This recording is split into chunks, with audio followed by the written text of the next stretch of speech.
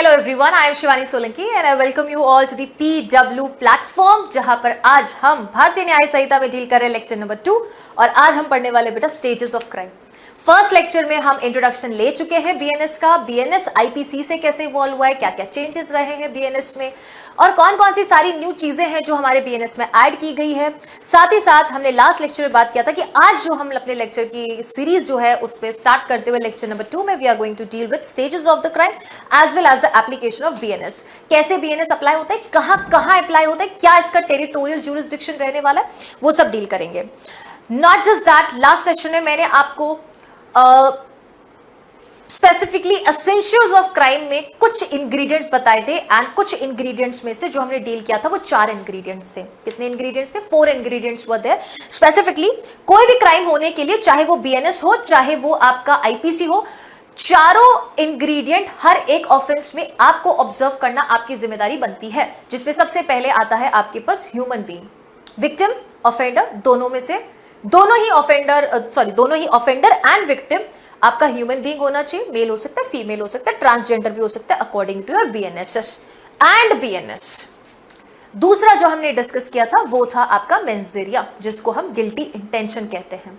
और तीसरा जो हमने डिस्कस किया था that was your act series, जिसमें एक्ट प्लस ओमिशन दोनों होता है। और फिर हमने बात की थी इंजरी की, and injury is nothing but an illegal harm cause to mind, body, property, reputation. शुरुआत करेंगे आज के सेगमेंट की, लेकिन उससे पहले जो भी स्टूडेंट्स भारतीय न्याय संहिता की ये सीरीज यूट्यूब पे देख रहे हैं, अगर उनको पीडीएफ चाहिए तो आप पीडीएफ ले सकते हैं, बट उसके लिए जरूरी होगा कि आप जाकर PW ऐप पर इस फ्री बैच को एनरोल कर लेंगे। इस फ्री बैच को एनरोल करने से आप क्लासेस वहां पर भी देख सकते हैं, पीडीएफ आराम से डाउनलोड कर पाएंगे। टेलीग्राम पे इसकी पीडीएफ अवेलेबल नहीं हो पाएगी because of the size and MBs, and regularity वहां पर आपको अच्छे से मेंटेन होते हुए दिखेगी।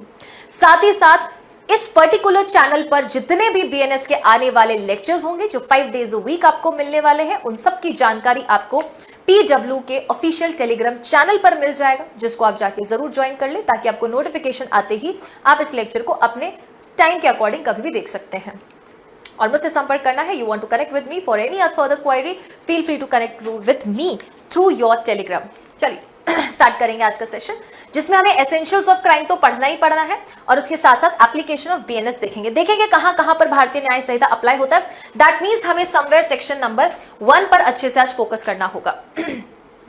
एसेंशियल्स ऑफ क्राइम डील करने से पहले बेटा, लास्ट क्लास में हम ये चीजें पढ़ चुके हैं, तो मैं कहूंगी जो भी ऑफेंस पढ़ोगे चारों के चारों चीजों को ऑब्जर्व करना पड़ेगा आपको।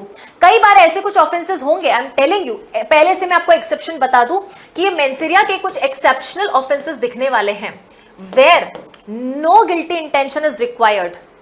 आपको किडनैपिंग में कोई इंटेंशन नहीं दिखेगा। ऑफेंसेस अगेंस्ट प्रॉपर्टी में सब जगह आपको जो मेंसेरिया है मैं कहूं वो एक्सप्रेसली दिखने वाला है। ह्यूमन बीइंग सबसे पहले कौन होना चाहिए? ह्यूमन बीइंग होना चाहिए। Now the question arises is, ma'am what if any animal belonging to a human being, उसको कोई इंजरी कॉज हुआ तो क्या वो हमारे आईपीसी में नहीं आएगा? बिल्कुल आएगा। Why not? बिकॉज अगर मैं एनिमल की बात करूं और वो एनिमल ऐसा है जो कि हमारे ह्यूमन बीइंग की प्रॉपर्टी में आता है, तो वो ऑफेंसेस अगेंस्ट प्रॉपर्टी में फॉल कर जाएगा। गाय की चोरी करना, कुत्ते की चोरी करना, बिल्ली की चोरी करना, तोते की चोरी करना, वो भी किसी ह्यूमन बीइंग का है, तो बिल्कुल हो सकता है, इसमें कोई शक नहीं है, ये ध्यान रखना है। लेकिन अगर एक डॉग ने बाइट किया जिसका कोई ओनर ही नहीं है, जिसका आता पता ही नहीं है, can you sue the dog? तुम्हारे ऊपर FIR फाइल करेंगे। कुत्ते को हथकड़ी पहना के लेकर जा सकते हो कोर्ट में, लेकर जा सकते हैं हम उसको जेल में, कतई नहीं। दूसरे जो भी अंडर ट्रायल्स, उनका जीना हराम हो जाएगा ऐसा हुआ तो। So remember this thing, even if a dog has bitten you and it belongs और it is a property of a human being, you will file a case against that human being, जिससे कि उस human being से आप compensation ले सको। और अगर उसने कोई भी नेग्लिजेंट एक्ट किया और लॉ ऑफ क्राइम्स में फॉल करता है, तो आप आईपीसी में भी उसकी लायबिलिटी इंपोज कर सकते हैं। इतना जरूर ध्यान रखना है। तो first element of the crime is that एक ह्यूमन बीइंग होना चाहिए। ह्यूमन बीइंग जाएगा, प्लान बनाएगा, फिर एक ऑफेंस कमिट करने का इंटेंशन बनाएगा, फिर जाके कोई एक्ट करेगा, एक्ट से पहले प्रिपरेशन करेगा, उसका कमीशन करेगा, फिर वो हम देखेंगे इंजरी हुई है कि नहीं हुई है, देन हमारा FIR फाइल होगा और फिर सारा प्रोसीजर स्टार्ट हो जाएगा। तो इस पूरी कहानी के अंदर बहुत सारी चीजें आ रही है। इंटेंशन वर्ड यूज किया, मैम आपने मेंसेरिया वर्ड यूज किया, मैम आपने नॉलेज वर्ड यूज किया, ये सब क्या है? ये डिफरेंसेस आज की क्लास में हमें कवर करने हैं। फिर मैंने एक वर्ड बोला प्रिपरेशन, फिर मैंने कमीशन बोला, ये भी स्टेजेस ऑफ क्राइम है, वो स्टेजेस ऑफ क्राइम है। और अभी जो हम पढ़ रहे हैं they are elements of crime. तो सबसे पहला कौन होना चाहिए? ह्यूमन बीइंग होना चाहिए। वो मेल हो सकता है, फीमेल हो सकता है, या फिर ट्रांसजेंडर भी हो सकता है। अब मेंसेरिया, मेंसेरिया एज इन लास्ट क्लास बेटा I have already informed you कि मेंसेरिया हमेशा और हमेशा क्या होता है? It is always and always guilty intention.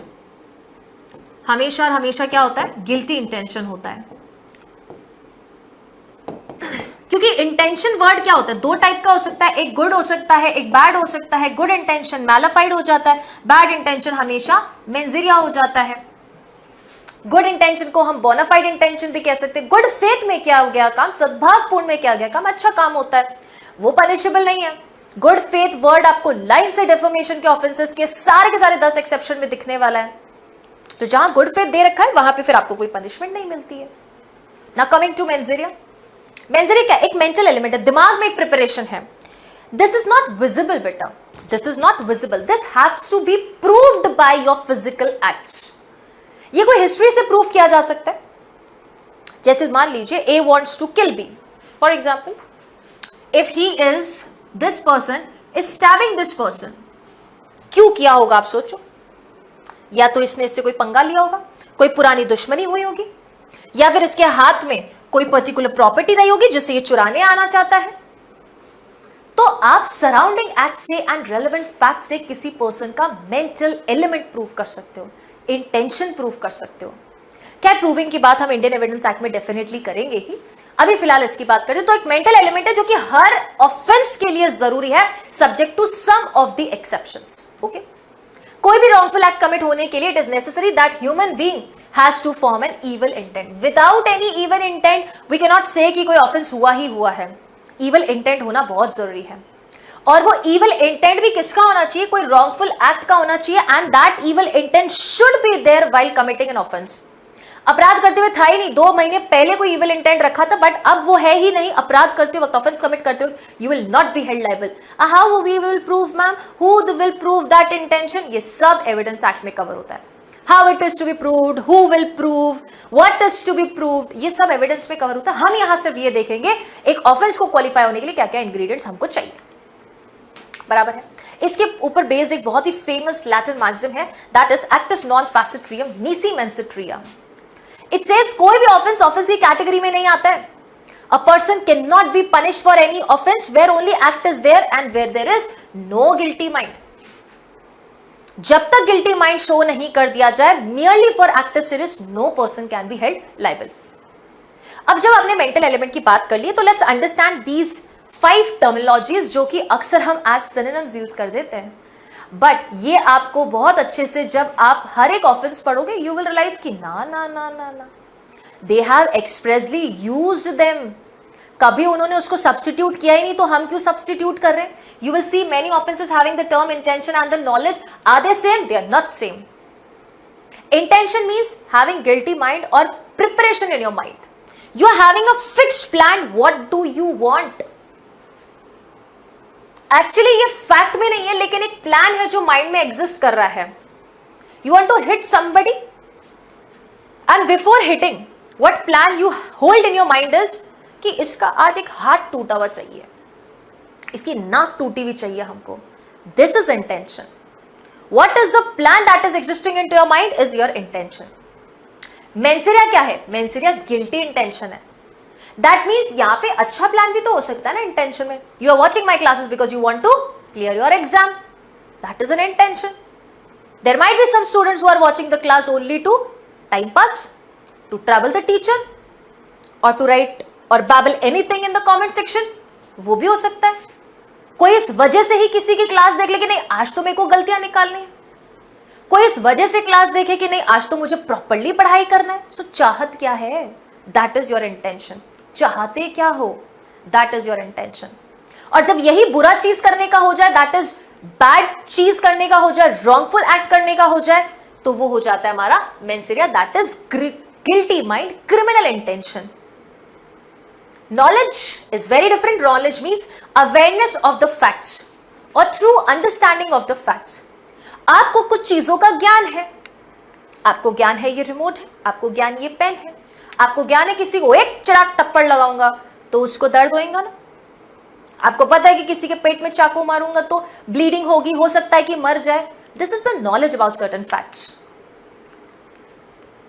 आपको कोई आइसक्रीम जैसा दिखा, आपने खाया उसको, बाद में पता चला रही आइसक्रीम नहीं था, ये तो कोई टॉय था, बट देख के आपको ऐसा ही लगा ना कि इस पर्टिकुलर शेप में है, इस पर्टिकुलर शेप में है, तो आपको ये लगा ना दिस इज एन आइसक्रीम, क्योंकि ये शेप ऐसा ही लग रहा है।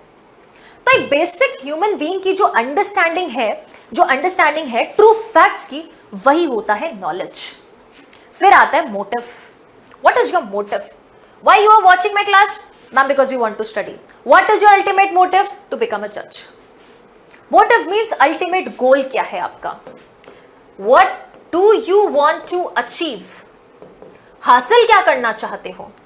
एक होता है आपकी चाहत क्या, करना क्या चाहते हो, एक है कि आप हासिल क्या करना चाहते हो, अल्टीमेट कौन सी जगह पहुंचना चाहते हो, that is your motive. Mistake होता है misunderstanding of certain facts. Mistake unilateral भी हो सकती है, बायलैटरल भी हो सकती है, वो आपके सिविल लॉ क्रिमिनल लॉ में अलग अलग है ना। सिविल लॉ की बात करूं, इंडियन कॉन्ट्रैक्ट एक्ट की, तो उसमें मिस्टेक ऑफ फैक्ट भी है, उसमें मिस्टेक ऑफ लॉ भी है। बीएनएस में भी मिस्टेक ऑफ फैक्ट है, मिस्टेक ऑफ लॉ। जब हम पढ़ेंगे तो 99% स्टूडेंट्स उसमें गलती करेंगे, जिसको कि करेक्ट करवाना मेरी जिम्मेदारी और जो मैं करवाऊंगी भी। तो मिस्टेक की बात करें तो बेटा it is nothing but a misunderstanding of the truth.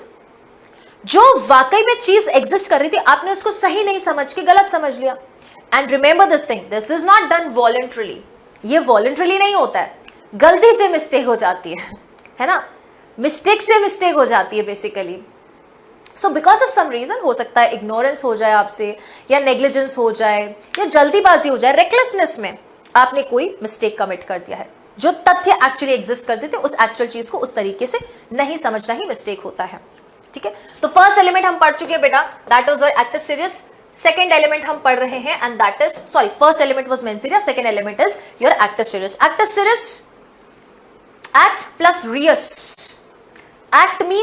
actus means to perform an act, reus means जो actually punishable होता है, actus reus। तो actus reus में कमीशन भी हो सकता है, ओमिशन भी हो सकता है। Commission is nothing but actually performing an act.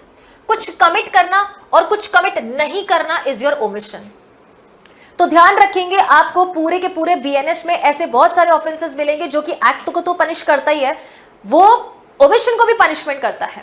That is, वो कोई कार्य के लोप के लिए भी पनिशमेंट देता है, टू डू समथिंग जिससे कि एक्चुअली आपको बॉडीली मूवमेंट करना पड़े।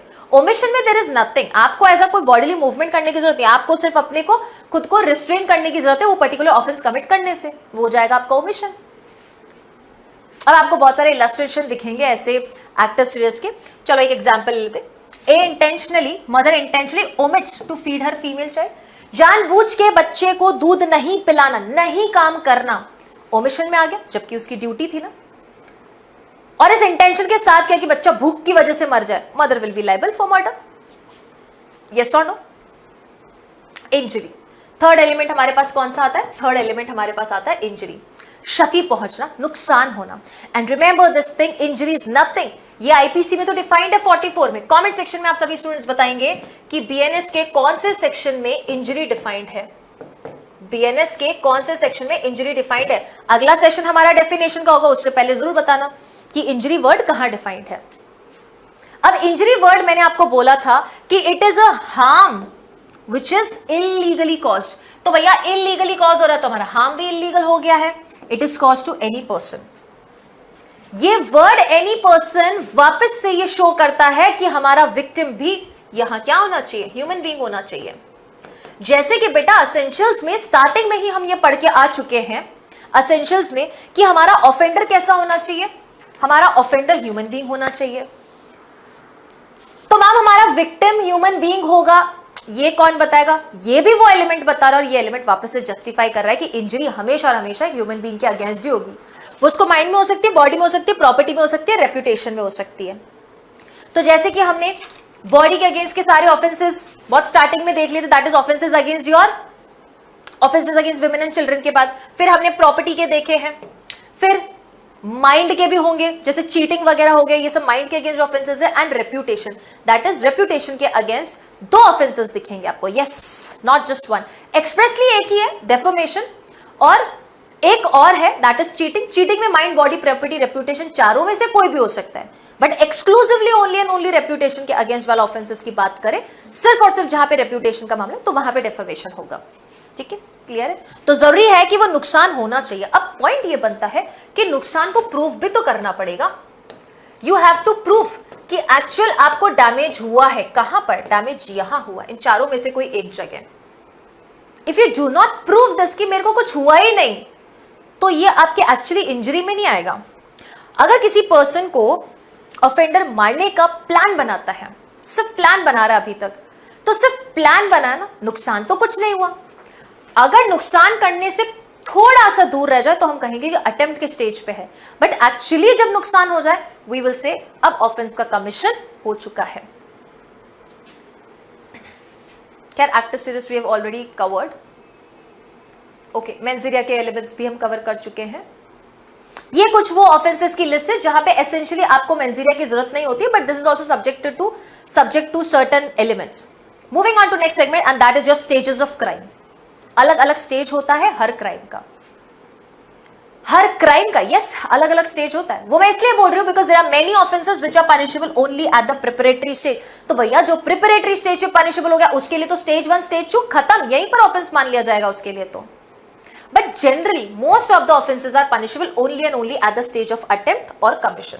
4 स्टेजेस होते हैं। सबसे पहले आपका इंटेंशन होना जरूरी है, फिर आपका प्रिपरेशन होना जरूरी है, फिर आपका अटेम्प्ट होना जरूरी है, एंड उसके बाद आपका कमीशन होना जरूरी है। क्या होता है इंटेंशन? इंटेंशन जो अभी हम पढ़ के आए, intention, no ma'am you are using wrong word. Absolutely I am using wrong word, क्योंकि यहाँ पे इंटेंशन की जगह क्या होना चाहिए? अब इन्होंने तो लिखा है, कोई बात नहीं, they have used the correct word, but it is your responsibility to elaborate this and explain this, that this doesn't just means intention, this means guilty intention, this means mens rea, this means mens rea। ये हमको exam में लिख के आना पड़ेगा। तो intention तो अच्छा भी हो सकता है, बुरा भी हो सकता है। फिर सेकंड आता है प्रिपरेशन। तो इंटेंशन मीन्स प्लान, तैयारी करो, दिमाग में करो, दिमाग में पूरी प्लानिंग प्लॉटिंग कर ली, एंड रिजल्ट क्या चाहते हो ये भी प्लान आउट कर लिया। अब उसके आगे क्या होगा? उसके आगे सिंपल सा है कि हमको तैयारी करनी पड़ेगी। दैट मीन्स रिसोर्सेज इकट्ठे करेंगे, all those tools, everything which is required, या स्पॉट पर जाना, रेकी करना, ये सब प्रिपरेशन में आते हैं, जिसको हम तैयारी कहते हैं। And the third is attempt. Attempt कुछ भी नहीं, ये आपका एक प्रयत्न है। शॉर्ट में बोलूं तो 1 step before commission of crime. Crime से एक स्टेज पहले है। ये वो स्टेज है जहां पे ऑफेंडर अपना माइंड प्रिपेयर कर सकता है, सेट कर सकता है, either to commit a crime or withdraw. अगर वो विड्रॉ कर लेता है तो प्रिपरेटरी स्टेज पे आ जाएगा, लेकिन इस स्टेज पे अगर उसने ऑफेंस आगे जाके कमिट कर दिया तो वो किसकी कैटेगरी में आ जाएगा? वो ऑफेंस की कैटेगरी में आ जाएगा। यहां जाके रुक गया या किया तो सही कुछ commission, but he could not get the end result which he always wanted to do or which he intended of. तो जो एक्चुअल आप चाहते थे वो हुआ ही नहीं, कुछ और रिजल्ट निकल गया जो कि उससे एक स्टेप पीछे था, तो वो अटेम्प्ट की कैटेगरी में आएगा। Will study attempt to murder, attempt to culpable homicide, attempt to suicide का क्या स्टेज है, कैसे उसको कन्वर्ट किया गया है। And the fourth is commission. Commission means actual result यहां आ जाता है, वो result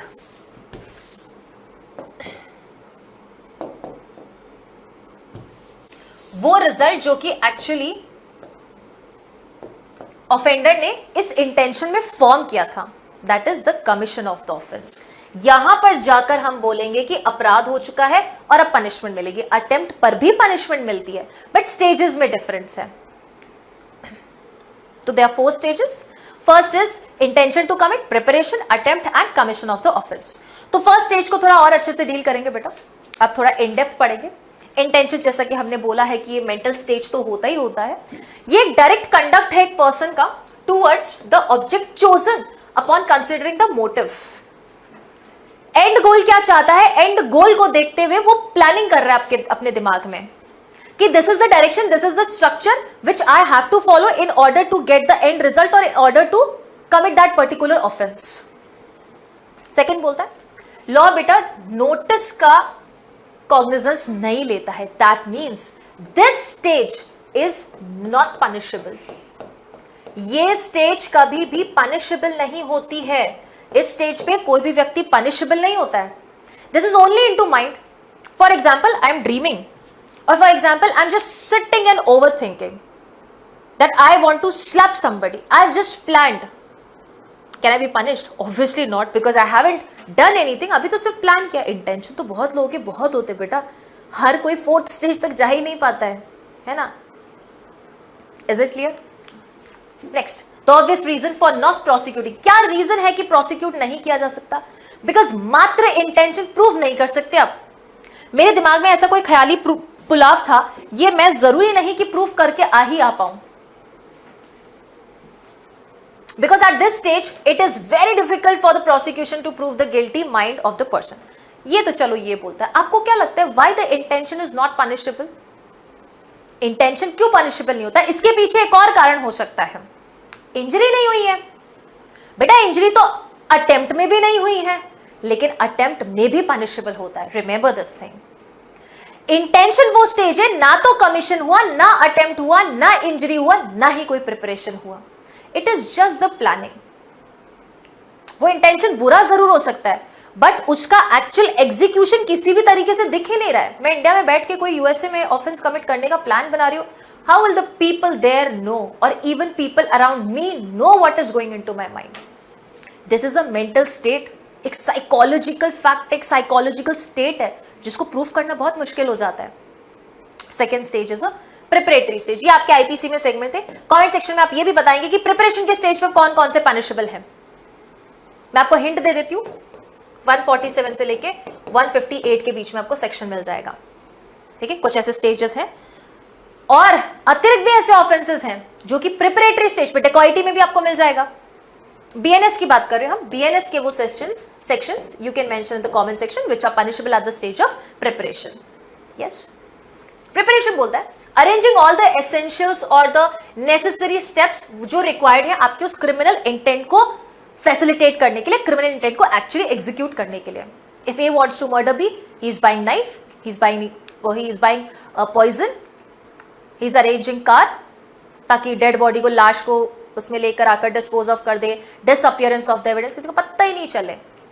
so this is what, this is also a stage which is not punishable.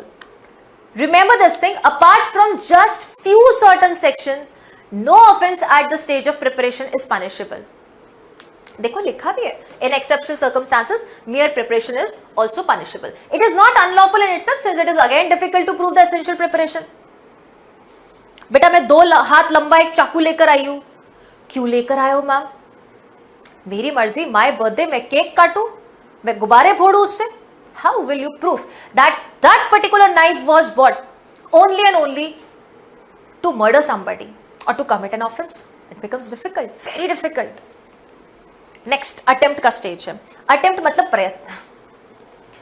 ये attempt वही stage है कि आप लोग जुडिशरी के एग्जाम में बैठते हो और गलती से एग्जाम क्रैक नहीं हो पाता है। क्यों? या तो मेहनत में कोई कमी रह जाती है, या हो सकता है वाकई में, I genuinely believe in this thing, कि हो सकता है कि किस्मत ने उस वक्त साथ ना दिया। जी हाँ, और किस्मत आपके कर्म से बनती है। वो कर्म किसी भी जन्म का हो सकता है, इस जन्म का भी हो सकता है। तो ऐसा नहीं है कि आपका लक काम नहीं करता है, पर बिना काम किए ही लक काम कर जाए ऐसा भी नहीं हो सकता है ना? तो कर्म plus luck, that is your deeds, your action plus your Karma, सब मिलके, और किस्मत वगैरह सब मिलके आपकी हेल्प करते हैं बेटा कोई एग्जाम क्रैक करने में। इसीलिए कहते हैं जितना आप तैयारी मेहनत से कर रहे हो, उतने ही आपके पूरे जीवन में इंटेंशन हो, कर्म हो, वो बहुत क्लियर होने चाहिए, अच्छे होने चाहिए, प्योर होने चाहिए। अगर लगता है कि दूसरों को दुख पहुंचा के, दूसरों को चीट करके, परेशान करके, दुखी करके, किसी का शोषण करके, किसी से दगाबाजी करके हमारा अच्छा हो जाएगा, किसी फील्ड में हो जाएगा, तो ऐसा नहीं है। Karma returns and I always say Karma hits back very badly. तो वो आपको अटेम्प्ट के एग्जाम्स में क्या पता, यू नेवर नो कि किस समय का हम क्या जो है वो रीपे कर रहे हैं बेटा, बट रीपे तो करता है, हर इंसान रीपे करता है। We all have to repay for whatever things और whatever things we are giving to the society. ठीक है, तो हिसाब तो लिखा ही जा रहा है, बट ये वाला जो हिसाब है वो थोड़ा ऊपर वाला लिख रहा है। ठीक है, तो दिस इज नथिंग बेटा, बट जो कमीशन का स्टेज था उससे एक स्टेज आप पीछे रह जाते हैं, मेरिट लिस्ट से हम थोड़ा सा जो नीचे रह जाते हैं, बस वही होता है एक अटेम्प्ट, है ना। एंड वो अटेम्प्ट भी एक अटेम्प्ट है, उसको फेलियर ना मानो, क्योंकि बहुत सारे 50% ऑफ द स्टूडेंट्स तो प्री में जाते ही नहीं है पेपर देने के लिए। उसमें से भी आप सोचो ना, सिर्फ कुछ चंद परसेंटेज स्टूडेंट्स मेंस में जाते हैं, और मेंस से भी बहुत कम परसेंट स्टूडेंट जो है इंटरव्यू में जाते हैं। तो एग्जाम का अटेम्प्ट करने के लिए भी एक अच्छा जिगरा चाहिए, और अगर आप अच्छी खासी तैयारी कर रहे हो तो ट्रस्ट मी व्हेन आई से दिस, ऐसे ही नहीं बोल रही हूँ मैं, कुछ एक्सपीरियंसेस को देख के अनुभव करके कुछ चीज़ों को बोल रही हूँ। Any average student can clear judiciary exam, it's not difficult. जो चीज़ आपको इंपॉर्टेंट इस पे चाहिए वो है आपकी कंसिस्टेंसी, रूटीन। कोई बहुत किताबी कीड़ा होने की जरूरत भी नहीं है, एक दिन 2 घंटे पढ़ा चलेगा, एक दिन 8 घंटे पढ़ा चलेगा, बट वो लगातार जरूर पढ़ना है। जब दूसरे लोग वेट कर रहे वैकेंसी आएगी तब पढ़ेंगे, कोई वन शॉट्स डालेगा तो पढ़ लेंगे, कोई टेस्ट सीरीज देगा तो मॉक कर लेंगे, कोई फ्री मॉक्स देगा तो कर लेंगे, तो वो तो सभी कर रहे हैं। आप अलग क्या कर रहे हो? आप अलग कर रहे हो नोटिफिकेशन से आने की पहले तैयारी। नोटिफिकेशन आने के बाद जब दूसरे स्टूडेंट्स तैयारी कर रहे हैं तो जो डेडिकेटेड स्टूडेंट है और जो रैंकर है वो उस वक्त अपना रिविजन कर रहा होगा या वो अपना मॉक दे रहा होगा। तो don't wait for the notification, अभी से तैयारी करनी शुरू कर दो। ठीक है, क्योंकि नोटिफिकेशन आने में, अब एग्जाम कंडक्ट कराने में, एग्जाम को वाइंड अप करने में स्टेट जुडिशरी टाइम नहीं लगाता। 5 से 6 महीने मैक्सिमम खींच के बोल रही हूं मैं। प्री से लेके इंटरव्यू तक पूरी प्रक्रिया हो जाती है, और अब तो 1.5 महीने में एग्जाम होने लग गया। नोटिफिकेशन आए, अगले 1.5 महीने में exam, and we keep on speculating कि हो सकता है एग्जाम की डेट आगे चली। काय को चली जाएगी? नहीं गई तो क्या करोगे? यू थिंक कोई चमत्कार होगा एग्जाम में? कोई चमत्कार नहीं होता एग्जाम में, या तो आता है, मेहनत की है उसका हो जाएगा। जिसने मेहनत की है और अगर नहीं हो पाया है, बहुत सारे मेजॉरिटी ऑफ द स्टूडेंट्स जो सिर्फ 2, 3, 4 नंबर से रहते हैं, उनका आई जेन्युइनली बिलीव कहीं ना कहीं बहुत ही सल्ली मिस्टेक हुई होगी, या फिर कहीं ना कहीं किस्मत का भी खेल रहता है। So don't give up and keep trying until you actually want to try. Okay, चलिए जी। सो अटेम्प्ट में the term attempt means direct movement towards the commission of the crime. ये डायरेक्ट वो मूवमेंट है कि अगर आपने वो पर्टिकुलर एरिया को क्रॉस कर लिया तो वो कमीशन हो जाएगा, अगर उसके एक कदम पहले रुक गए तो वो अटेम्प्ट की स्टेज पर ही रह जाएगा। और उससे एक स्टेज नीचे कौन सी होती है? प्रिपरेशन की होती है। So after the necessary preparation के बाद और कमीशन से पहले वाली स्टेज है। इंडियन पीनल कोड, या मैं बीएनएस कहूं तो अटेम्प्ट की डेफिनेशन नहीं दे रखी है, लेकिन बहुत सारे ऐसे आपको केसेस देखेंगे तो जब हम अटेम्प्ट का सेगमेंट डील करेंगे, स्पेसिफिकली सेक्शन नंबर 62 जब डील करेंगे तो उसमें कुछ केसेस को पढ़ेंगे। अभिनंदन मिश्रा का केस पढ़ेंगे हम, है ना, अभिनंदन Mishra versus state of Bihar वगैरह। तो उन्होंने अच्छे से, बहुत अच्छे से अटेम्प्ट को डिफाइन कर रखा कि अटेम्प्ट प्रयत्न एग्जैक्टली है क्या, या हम कौन से स्टेज को बोलेंगे that this is a stage of attempt, because attempt is not defined anywhere. और काफी ऑफेंसेस में बोल रखा है that if a person attempts to commit any offense, okay, criminal law punishes the wrongdoer for the stage depending upon the nature and gravity of the attempted offense. criminal law बेटा attempt के stage पे punishment देता है, बिल्कुल punishment देता है, बस depend करता है कि उसकी ग्रेविटी कितनी थी, किस लेवल का, या किस क्रुएलिटी से, या कितनी ज्यादा ग्रीवियस नेचर से ऑफेंस किया गया है। कुछ ये प्रॉक्सिमिटी टेस्ट और लोकस पोटेंटाई एंड इक्विवोकैलिटी टेस्ट वगैरह है, ये आप एक बार जरूर ऑब्जर्व करना, हालांकि आपके एग्जाम के दृष्टिकोण से इतना इंपॉर्टेंट नहीं है। Then is the commission of the offence और accomplishment, that is getting towards the final result. The result may be different, remember this thing. कोई पर्टिकुलर पर्सन मारने गया किसी को, कमीशन कर दिया, बट रिजल्ट वो नहीं निकला, डेथ नहीं निकला, सिर्फ कुछ इंजरीज कॉज हो गई है, तो अटेम्प्ट टू मर्डर में जाएगा। वो लग रहा है नहीं मैम ग्रीवियस हर्ट, नो, कैसे जाएगा ग्रीवियस हर्ट में? जब उसका इंटेंशन ही मर्डर का था, मर्डर हुआ नहीं, मतलब आपने मार तो दिया उसको बट वो इंसान मरा नहीं, बच गया, इंजरी सस्टेन की है, तो it will be an attempt to murder, not a grievous hurt. Grievous hurt का इंटेंशन था, हो गया तो ग्रीवियस हर्ट, नहीं हुआ तो attempt to grievous hurt, so simple. It is a fourth stage and the final stage, या हम कह सकते हैं final step in the process, and if the accused succeeds in attempt the commission he commits a crime and he will be guilty of the offence. अब जाके वहां पे वो गिल्टी होता है ऑफेंस के लिए। ऑफेंस की कैटेगरी में कमीशन भी है, ऑफेंस की कैटेगरी में attempt to commit an offence भी है ना। If he fails he will be only charge with attempt. Okay, जो रिजल्ट चाहता था वो नहीं हुआ, he will be charged only and only with attempt. If the crime is complete, offender will be tried and punished for the specific provisions provided in that. तो अब चलेंगे हमारे कुछ केसेस की तरफ जो मुझे लगता है कि अगर आपको एग्जाम में आ जाए, प्रिपरेशन से रिलेटेड या फिर अटेम्प्ट से रिलेटेड, तो आपको वो एग्जाम में जरूर डील करने चाहिए। जिसमें एक आता है आपका आर वर्सेस प्रिंस आता है, और दूसरा आता है क्वीन वर्सेस टॉल्सन। ये आपके इंटेंशन के मामले में भी हम कह सकते हैं कि केसेस आएगा, हालांकि मैं आपको फैक्ट्स बताऊंगी और इसका डिसीजन भी बताऊंगी। जब आपको ये पीपीटी मिले तो इसको आराम से बैठ के जरूर पढ़ना। हुआ ऐसा, आर वर्सेस प्रिंस 1875 का केस है। प्रिंस नामक एक व्यक्ति हुआ करता था जो कि लगभग 16 साल की एक बच्ची को उसके फादर से दूर लेके गया। प्रिंस का यह कहना है कि लड़की ने यह कहा कि वो 18 ईयर्स की थी, जबकि वाकई में वो 18 ईयर्स की थी नहीं, बट प्रिंस ने जो एक्ट किया था वो बोनाफाइडली किया था। That means good faith में he trusted the girl. Now बेटा अगर हम IPC को देखें तो IPC में फीमेल के केस में 18 years एंड मेल के केस में 16 years of age से कोई भी व्यक्ति को आप इस उम्र से नीचे के व्यक्ति को उसकी परमिशन के बिना या बिना परमिशन के लेके अपने साथ जाते हो, बट उसके लॉफुल गार्डियंस के बिना परमिशन के, it amounts to the offence of kidnapping. अब ये पर्टिकुलर किडनैपिंग का ऑफेंस मैंने यहां पे इसलिए बताया because kidnapping doesn't require intention at all. Even if आप गुड फेथ में उस पर्टिकुलर बच्चे को वहां से लेकर गए हो और उसने बोला कि मेरी ये पर्टिकुलर एज है, ये आपकी जिम्मेदारी बनती कि आप क्रॉस चेक करते, उसके पेरेंट्स से पूछते। सो इस केस से बेटा इंग्लिश कोर्ट ने बोला he can not be given the benefit of doctrine of mens rea. वो बोल ही नहीं सकते, वो बोल रहे कि सर मेरा मेंसेरिया नहीं था, गुड फेथ। अरे बाबा, किडनैपिंग में हमको मेंसेरिया चाहिए ही नहीं, we don't require mens rea. mere act is serious is punishable under the offense of kidnapping.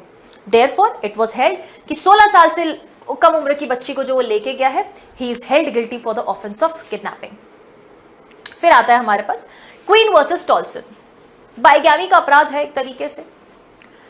तो बेटा हुआ ऐसा इसमें कि कोर्ट ने ये डिसीजन जो है वो जरूर दिया था, और कोर्ट ने बोला कि गुड फेथ में अगर एक्ट किया गया है after the death of the first spouse, then in that case it is a good defence to charge for the bigamy, offence of bigamy के लिए। फिर आप कह सकते हो कि ये डिफेंस है, वहां पर कोई भी पर्सन को लायबल नहीं ठहराया जाएगा। सिंपल सा इसमें फैक्ट्स है that wife was under a presumption that his or her husband has died. काफी समय से लौटा नहीं गया, 7 साल हो गए, और सुना नहीं गया है किसी के द्वारा, देखा नहीं गया है। तो she got married. Husband returned. एकदम पतिदेव जो है प्रकट हुए और बोलते हैं, पत्नी तुमने इतनी जल्दी शादी कर ली, धोखेबाज है, रुक नहीं पाई। तो यहां पे क्या हुआ, upon these facts Mrs Tolson was charge for the bigamy. तो मिसेस टॉल्सन को चार्ज किया गया, अपील फाइल की गई। कोर्ट ने यह कहा that bona fide belief about the death of the first husband at the time of the second marriage is a good defence. Indian law में भी ऐसा है, but provided when you are getting married for the second time, it is your duty to make the second spouse with whom the marriage is contracted aware of the true facts to the best of your knowledge. जितना भी आपको तथ्य पता है वो second spouse को आप जरूर बताओ दूसरी शादी करने से पहले, तब तो कोई अपराध बनेगा नहीं। लेकिन छुपाए तथ्य, उसको सच नहीं बताया, तो सेकंड स्पाउस भी concealing the facts of the first marriage के ग्राउंड्स पे केस फाइल कर सकता है। तो इसे बोला, उसने गुड फेथ पर ये सोचा कि शायद अब हस्बैंड जो है 7 साल से ज्यादा का समय निकल चुका है, अब शायद जीवित नहीं है, इसलिए उसने शादी की, and that was a good defence for the offence of bigamy. ठीक है, तो यहां पे क्या है, ये इंटेंशन के केसेस हैं। किसके केसेस है, इंटेंशन के। कुछ ऐसे ऑफेंसेस होते हैं जहां पे हमें इंटेंशन चाहिए ही नहीं। चाहे मैं आर वर्सेस प्रिंस की बात करूं तो ये भी क्या है, ये भी इंटेंशन का केस है, दैट विदाउट इंटेंशन ऑल्सो यहां पे पनिशमेंट मिल गई, एंड यहां पर कोई इंटेंशन नहीं था, इसलिए एग्जेम्पशन मिल गया है। आईपीसी के बेसिक्स जो स्टेट में आ रहे हैं वो आप जरूर पढ़ेंगे। भारतीय न्याय संहिता का आप सेक्शन नंबर 1 डील करेंगे, जिसमें मैंने आपको बोला था कि मुझे आपको जो मेजरली चीज पढ़ानी है, वो मेजरली चीज क्या है, वो है एप्लीकेशन ऑफ बीएनएस। बीएनएस कहां कहां अप्लाई करता है हम ऑलरेडी डील कर चुके हैं कि इसका एक्ट नंबर 45 ऑफ 2023 है, और साथ ही साथ प्रेसिडेंट की असेंट मिली है इसको 25 दिसंबर 2023 को, और साथ ही साथ ये अप्लाई हुआ है 1 जुलाई 2024 से पूरे के पूरे हिंदुस्तान में। अब हम आज इसका सेक्शन नंबर 1 डील करेंगे, दैट इज योर एप्लीकेशन। कहां कहां भारतीय न्याय संहिता अप्लाई होता है, एक चार्ट में आपका पूरा सेगमेंट वाइंड अप हो जाएगा। ये इसका एप्लीकेशन है। इसको पढ़ने से पहले आपको यह भी पढ़ना पड़ेगा सबसेक्शन 3, सबसेक्शन 4 आप सबसेक्शन 1 के इमीडिएटली बाद पढ़ेंगे। किसके बाद पढ़ेंगे? सबसेक्शन 1 के इमीडिएटली बाद सबसेक्शन 3, सबसेक्शन 4, फिर आएंगे सबसेक्शन 5 पे और फिर आएंगे सबसेक्शन 6 पे। एप्लीकेशन की बात करें तो सबसे पहला आपका सबसेक्शन कहता है this act shall be called as Bharatiya Nyaya Samhita. Word क्या बोला? एक्ट। काहे को बोला ये एक्ट? नीचे लिखता है संहिता, नीचे लिखता है कोड, फिर बोलता है एक्ट। अब ये तो दोगली बात करता है ना नहीं करता ये दोगली बात, क्योंकि बेटा इन्होंने ये बोला है जो ऑलरेडी आपके एग्जिस्टिंग लॉज थे उनमें सब में एक्ट्स थे, उन सारे एक्ट्स को एक्यूमुलेट करके हमने कोड बना दिया है। इसीलिए मेजरली ये भी एक्ट बन सकता था, लेकिन क्योंकि हमने सबको एक्यूमुलेट किया ना, इसलिए ये कोड बना, इसलिए इसको वर्ड संहिता दिया है। समझे? मामा यही लिख देते this code is called as Bharatiya Nyaya Sanhita, but इन्होंने एक्ट लिखा है because it is accumulation of all the acts. और ये भी एक्ट बन सकता था, बट मेजरली इसमें अक्यूमुलेशन हुआ है, कंसोलिडेशन हुआ है लॉस का, सो फॉर दैट रीजन इसको यहाँ पे कोड बोला जाता है। Remember this thing, okay. Subsection 1 ने इसका नाम बताया, क्या बोलता है? इसका नेम, टाइटल देता है। देखो आप सेक्शन नंबर 1 की हेडिंग देखो, title and extent of operation of the code बोलता है। टाइटल भी बोलता है और बोलता है कि ये पर्टिकुलर जो लॉ है इसका ऑपरेशन कहां तक, कहां तक इसकी सीमा है, कहां तक ये लागू होता है, इसका स्कोप कहां तक है।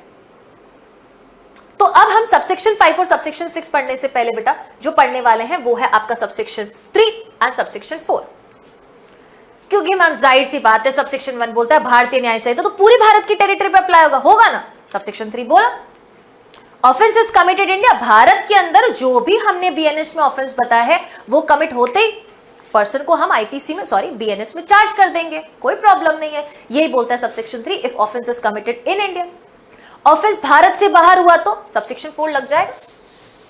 Subsection 3 says that every person, remember the word every person, चाहे वो एवरी पर्सन आए या एनी पर्सन आए, एवरी पर्सन मींस हर व्यक्ति, हर कोई व्यक्ति। एवरी पर्सन मींस हर व्यक्ति, एनी पर्सन कोई भी व्यक्ति, कोई व्यक्ति, एवरी हर एक, कोई any one, okay. Every person shall be liable for the punishment under this Sanhita, इस संहिता के तहत वो लाइबल होगा and not otherwise. Otherwise loss के बारे में बात नहीं कर रहे हम, अपने संहिता के बारे में बात करें कि वो हमारी संहिता में लाइबल होगा फॉर एवरी एक्ट, हर ऐसे कार्य के लिए या हर ऐसे ओमिशन के लिए। एक्ट एंड सीरियस के दोनों टर्म्स आ गए, एक्ट एंड ओमिशन। हर एक पर्सन लाइबल होगा एक एक्ट के लिए, ओमिशन के लिए, जो कि कॉन्ट्री टू द प्रोविजंस हुआ है। देयर ऑफ मींस इधर के प्रोविजंस के कॉन्ट्री जाके किसी ने एक्ट कर लिया, किसी ने ओमिशन कर लिया, लाइबल है अंडर संहिता। और which he shall be guilty within India, of which, जिसके लिए ऐसा एक्ट, ऐसा ओमिशन जो कि इस बीएनएस के कॉन्ट्री जाके कर लिया, जिसके लिए वो भारत में लाइबल होगा, उसको हम यहां पर पनिशमेंट देंगे इस संहिता में। सिंपल, संहिता का ही ऑफेंस कमिट किया तो संहिता की पनिशमेंट देंगे, ये बोलता है सबसेक्शन 3। सबसेक्शन बोलता है कमिटेड आउटसाइड इंडिया, मैम अगर भारत के बाहर कर लिया तो पनिशमेंट हो सकती है, पर होगी कैसे? उसके लिए जरूरी है कि कोई ऐसा पर्टिकुलर ऑलरेडी लॉ होना चाहिए। देखो क्या बोलता है, इट सेज एनी पर्सन, कोई भी person liable by any Indian law, अगर वो भारत के विधि के अनुसार लाइबल है ऐसे ऑफेंस के लिए ट्राई किए जाने के लिए जो कि उसने इंडिया के बाहर किया है, तो फिर हम आईपीसी में उसका ट्रायल कर देंगे, मतलब आईपीसी के ऑफेंस का चार्ज हमें उसके ऊपर लगा देंगे, इवन इफ उसने इंडिया के बाहर जाके अपराध किया है, ठीक इसी मैनर में जैसे कि the offence has been committed within India, इस तरीके से। But for that it is very necessary that there should be an existence of an Indian law. What type of Indian law? Citizenship act. I am the citizen of India, मैं भारत की नागरिक हूं, तो भारत का law मुझ पे apply होता है ना बेटा, यस और नो? क्योंकि लॉ कहता है every citizen of India shall be govern by the Indian law. तो वो लॉ ऑलरेडी एग्जिस्ट करता है, बोलता है कि इंडियन व्यक्ति है, मैं किधर भी हूं, किधर भी जाके अपराध करूं, बीएनएस स्ट्राइक कर लेगा मुझे। तो एनी पर्सन, कोई भी व्यक्ति, liable, he shall be liable by any Indian law to be tried for the offence committed beyond India. अगर कोई ऐसा लॉ है जो बोलता है कि इंडियन सिटीजन भारत के बाहर जाके अपराध करेगा, वो भारत में ट्राइबल होगा, आईपीसी का चार्ज उसके ऊपर लग सकता है, ऐसा लॉ अगर है, then in that case that person shall be dealt according to the provisions of this code. ये बीएनएस के कोड के अंतर्गत लायबल होगा, उसको पनिशमेंट मिलेगी forward for an act committed beyond India. Bharat के बाहर अपराध करने के लिए बीएनएस में पनिशमेंट दे देंगे in the same manner as if उसने ये ऑफेंस कैसे किया है, विद इन इंडिया किया है। हमें नहीं फर्क पड़ता आपने ऑस्ट्रेलिया में किया, आपने यूएसए में किया, आपने आयरलैंड में किया, आपने इंग्लैंड में किया, आपने श्रीलंका में किया है, कहीं पर भी अपराध किया है, वो विधि ऐसी एग्जिस्ट कर रही है जो कि हमारे बीएनएस को पावर देती है कि आपको हम ट्राई करेंगे हिंदुस्तान में तो उसके ऊपर बीएनएस भी लागू होगा। Now this every person means what? This every person means Indian, that is citizen of India, and non citizen of India also. Yes, बिल्कुल, नॉन सिटीजन ऑफ इंडिया को भी अगर इंडियन लॉ गवर्न करता है, किसी भी तरीके से बोलता है कि किसी नॉन सिटीजन ऑफ इंडिया ने भी अपराध किया, बाहर हो सकता है ट्रायल, बिल्कुल हो सकता है, if there are certain laws, Indian laws which are existing and which empowers the Indian law to try such person। तो फिर बीएनएस में फॉल करने वाला ऑफेंस बाहर किया ना, आ जाओ, भारत में आ जाओ, लगेगा तुम पे बीएनएस की धारा, ठीक है। सबसेक्शन 5, अब आएंगे सबसेक्शन 5 एंड सबसेक्शन 6 पे। सबसेक्शन 5 बोलता है, ठीक है मैम, अब आप जरा हमें अपना टेरिटोरियल एक्सटेंशन बता दो कि हमारा पूरा जो भारत है इसके बाहर किसी ने अपराध किया तो क्या। 2 पॉइंट से समझना है, एक सिटीजन ने किया तो, एक नॉन सिटीजन ने किया तो। सबसेक्शन 5 कहता है extension of code to extra territorial offences. It states the provision of this code apply also. Apply also क्यों बोला मैम? ऑल्सो इसलिए बोला क्योंकि, ऑल्सो इसलिए बोला क्योंकि ये 4 में भी इसने बियॉन्ड इंडिया इंक्लूड किया था, इसलिए अब सबसेक्शन 4 के बाद सबसेक्शन 5 इसलिए बोला कि इस बीएनएस के प्रोविजन ना मैम कहीं और भी अप्लाई होंगे। कहां भी अप्लाई होंगे बताओ जरा? तो फर्स्ट, सेकंड, थर्ड। फर्स्ट बोलता है any citizen of India, Bharat का कोई भी नागरिक, इन एनी प्लेस विदाउट और बियॉन्ड इंडिया, भारत के बिना या भारत के बाहर कहीं पर भी अपराध करता है, लायबल हो जाएगा। आप फॉरेन कंट्री में ऑफेंस कमिट करके आओ, लायबल हो जाओगे। यहां पे अगर आपने फॉरेन में कमिट किया बेटा, या फिर विद इन इंडिया, इंडिया की तो खैर बात करता ही नहीं, आउटसाइड इंडिया रहेगा, आउटसाइड इंडिया, फॉरेन कंट्री में भी ऑफेंस कमिट किया सिटीजन ऑफ इंडिया ने, liable.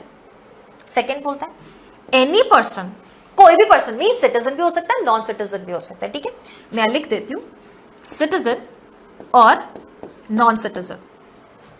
Any person on any ship, please abbreviation समझते जाएंगे बच्चे, ship, aircraft, registered, yes, ship, aircraft, okay,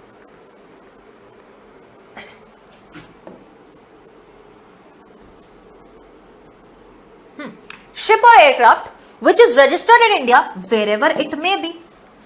जो कि रजिस्टर्ड है इंडिया में, वो कहीं पर भी हो सकता है ना बेटा। शिप हमारे भारत की धरती पर ही थोड़ी ना रहेगा, वो जाएगा बेटा इंपोर्ट एक्सपोर्ट के लिए इधर उधर जाएगा।